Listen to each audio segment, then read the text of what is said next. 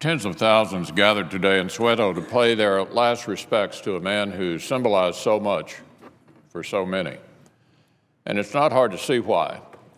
Politicians come and go, presidents rise and fall, but Nelson Mandela was more than a politician, more than just a foreign leader. He was a symbol of freedom and hope, not only for his own people, but for all people. But we also remember Nelson Mandela as a symbol of reconciliation, especially when he had every reason not to be. How many of us could spend so many years in confinement, away from people we love, with little to do but mull the circumstances of our incarceration and emerge so forgiving toward our captors? To me, it was telling to see that one of the many people paying respects to Nelson Mandela this week was an Afrikaner named Christo Brand. The two men struck up an improbable but lasting friendship during Mandela's time on Robben Island. I say improbable because Brand was his jailer.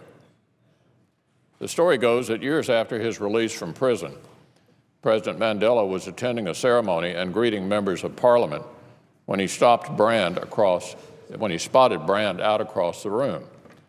Mandela lifted his arms and announced to everyone that this man had been his warden, but he was also his friend. Then he asked Brand to join him in a group photo. "You must stand next to me," he insisted. "We belong together." I think that says it all. Nelson Mandela could have followed the example of other leaders in the region. He could have led South Africa down the path of Zimbabwe, but he didn't.